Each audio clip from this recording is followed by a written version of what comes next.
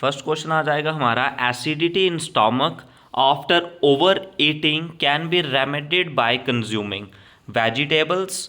Next दिया गया fruit juice, lemon juice या बेकिंग सोडा। तो इस क्वेश्चन का सही आंसर आपने बताना है। जब भी एसिडिटी हो जाती है हमें स्टोमक में, उसको हम कैसे रेमेडिड करते हैं, तो क्या हम यूज़ करते हैं, ठीक है। तो देखिए, जो एसिडिटी होती है यानी कि स्टोमक में एसिड रिलीज होता है और एसिड को न्यूट्रलाइज करने के लिए हम बेस का यूज़ करते हैं। तो इसको बेस का हम यूज़ कौन करते हैं, इनमें से बेस कौन आ जाएगा, बेकिंग सोडा, जो क्विकली न्यूट्रलाइज करता है किसमें, स्टोमक के एसिड को क्विकली न्यूट्रलाइज करता है। और उधर क्या फॉर्म होता है, बेकिंग सोडा का जो फॉर्मेशन है वो जहाँ पे टेक प्लेस होती है, ठीक है, बेकिंग सोडा की। तो ये आपने याद रखना है, baking soda is the right answer और करेक्ट आंसर आपका हो जाएगा, ठीक है। तो नेक्स्ट क्वेश्चन की तरफ चलते हैं। नेक्स्ट क्वेश्चन जो हमारा आ जाएगा, बेकिंग सोडा हो जाता है जो हमारे पास, ठीक है, तो इसको आपने याद रखना है। Next question, NaOH sodium hydroxide the material used to fuse wire should have. Fuse wire में कौन सा हम यूज़ करते हैं, ठीक है।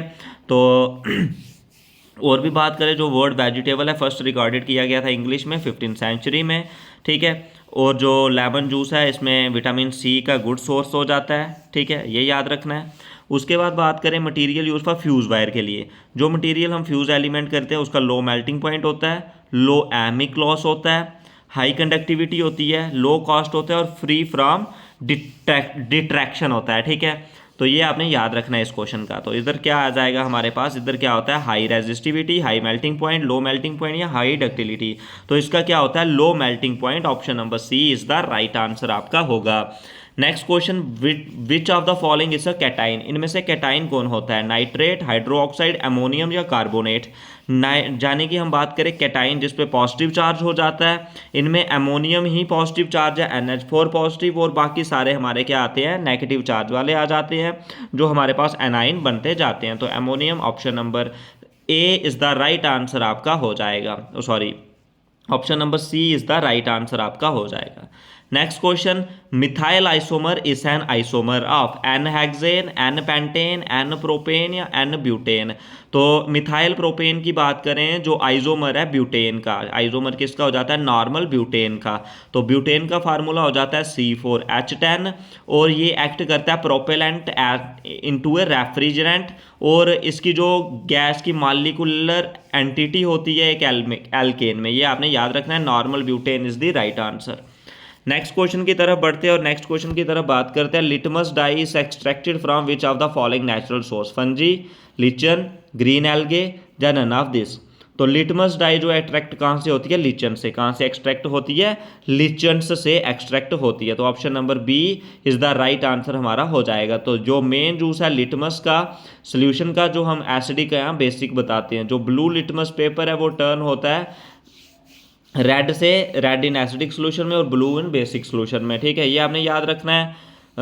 Gave of Octave, law of Octave किसने दिया था, डबर्नियर ने, लेवोसियर ने, न्यूलैंड ने या मेंडलीव ने। तो ये किसने दिया था, न्यूलैंड ने दिया था लॉ ऑफ ऑक्टेव 1865 में। लॉ ऑफ ऑक्टेव जो क्या दिया था, इसमें एलिमेंट अरेंज किए थे इन द एटॉमिक मास के अकॉर्डिंग, और एवरी फर्स्ट एलिमेंट की प्रॉपर्टी 8 एलिमेंट से मैच करती थी। स्ट्रेंजर गैस किसे बोलते हैं, stranger gas neon, xenon, radon या आर्गन। तो स्ट्रेंजर गैस हम किसको बोलते हैं, जिनॉन को। तो option number B is the right answer इसका हो जाएगा। जिनॉन को हम क्या बोलते हैं, स्ट्रेंजर गैस बोलते हैं। जो गैस है वो बिलोंग करती है नोबल गैसेस को, ठीक है। स्ट्रेंजर गैस हम कौन सी होती है हमारे पास, xenon is the stranger gas, ठीक है। नेक्स्ट क्वेश्चन की तरफ बढ़ जाते हैं, बेकिंग सोडा इस। तो बेकिंग सोडा का क्या फार्मूला हो जाता है, NaHCO3। जो बेकिंग सोडा, इसको हम सोडियम बाइट कार्बोनेट भी बोलते हैं, और ये वाइट क्रिस्टलाइन सॉलिड है, ये न्यूट्रलाइज करता है स्टोमक एसिडिटी को, और ये बेकिंग प्रोडक्ट में यूज़ करते हैं जैसे cakes, cookies. NaHCO3 sodium hydrogen carbonate is the right answer. Next question, caustic soda. तो कॉस्टिक सोडा का फार्मूला क्या आ जाता है हमारे पास, NaOH, ठीक है, NaOH sodium hydro oxide. Caustic soda is the right answer आपका हो जाएगा, NaOH is the right answer. Next question की तरफ बढ़ते हैं, a device use for the measurement of radio activities. Radio activity की मेजरमेंट के लिए हम क्या यूज़ करते हैं, मास spectrometer, cyclotron, nuclear reactor, GM counter. तो उसके बाद बात करें जो हमारे पास क्या आता है, radio activity device for the measurement of radio activity.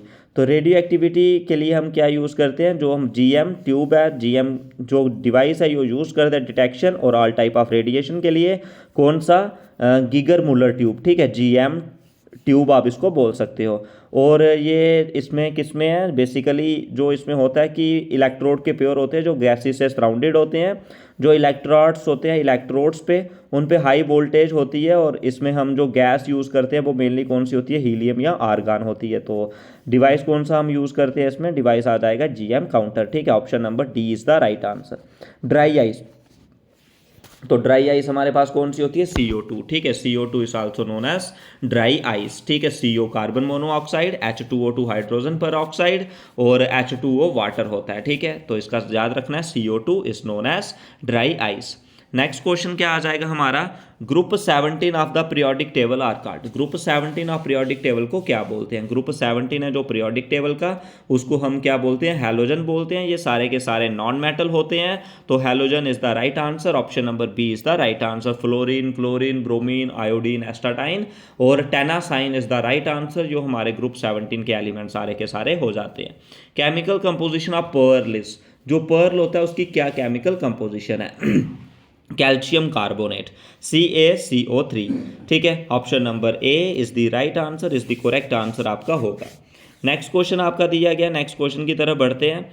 Which of the following is a homogeneous mixture, इनमें से होमोजीनियस मिक्सचर कौन सा हो जाए, starch solution, butter milk in water, sewage water, sugar in water. तो हमने क्या बताना है, होमोजीनियस मिक्सचर। तो होमोजीनियस मिक्सचर कौन सा हो जाएगा, शुगर इन वाटर, ठीक है। शुगर इन वाटर क्या हो जाएगा, option number D is the right answer, is the correct answer आपका होगा। Next question, ionic compound dissolve in, जो आयनिक कंपाउंड है वो किस में डिजोल्व होता है, पोलर सॉल्वेंट में, नॉन पोलर में, ऑर्गेनिक क्या है, नॉन एक्वस है। तो इस क्वेश्चन का सही आंसर आपका क्या हो जाएगा, ionic compound are soluble in polar, soluble in polar solvent. Option number A is the right answer, is the correct answer आपका हो जाएगा, ठीक है। Next question, aluminium salt commonly use to stop bleeding is potash alum, aluminium sulphate, aluminium nitrate या aluminium chloride. तो इधर आपने क्या बताना है, इसका जो एल्युमिनियम साल्ट है ब्लीडिंग स्टॉप करने के लिए यूज करते हैं, उसमें मेनली क्या होता है उसमें मेनली आ जाता है जो पोटाश एलम, ठीक है। तो पोटाश एलम एक कम्बिनेशन है डबल सल्फेट का, उसका केमिकल फार्मूला क्या हो जाता है हमारे पास, KaLSO4 2, ठीक है। तो पोटाश एलम को हम एस्ट्रिंजेंट भी यूज़ करते हैं, और इसको शेविंग ट्रीटमेंट में कट हो उधर भी यूज़ करते हैं पोटाश एलम को। Iron and nickel are found in the dash of the periodic table, left hand side, zigzag, right hand side या मिडल। तो जहाँ पे हम बात करें जो मिडल में ये फाउंड होते हैं मेटल, आयरन और निकल, ये फाउंड होते हैं middle of the periodic table, ठीक है। ये आपने याद रखना है इसका सारा का सारा। Option number D is the right answer. Next question, an element X has a Z value 217 and mass number equal to 37, what is the number of neutron present in the nucleus. तो हमने बताना है neutron कितने present होते हैं, mass number minus number of proton. तो mass number कितना दिया गया, 37 माइनस नंबर ऑफ प्रोटॉन, तो 17, 37 minus 17, 20 is the right answer. Option number D is the right answer. Name the process in which metal is attack by the substance around it such as a moisture and acid, oxidation, corrosion, rancidity या reduction. तो इसका answer आप comment section में करके बताओगे। आपको इसकी complete PDF भी मिल जाएगी, लिंक डिस्क्रिप्शन पे मिलेगा टेलीग्राम का, उसको ज्वाइन करके वहाँ से फ्री ऑफ कॉस्ट सभी PDF को डाउनलोड कर सकते हो। आज के इस वीडियो सेशन में बस इतना ही, आज के इस वीडियो में बस इतना ही। कुछ भी डाउट्स हो तो कमेंट सेक्शन में जरूर पूछें, वीडियो को शेयर करें, लाइक करें और चैनल को सब्सक्राइब करें। आज के इस पार्ट में बस इतना।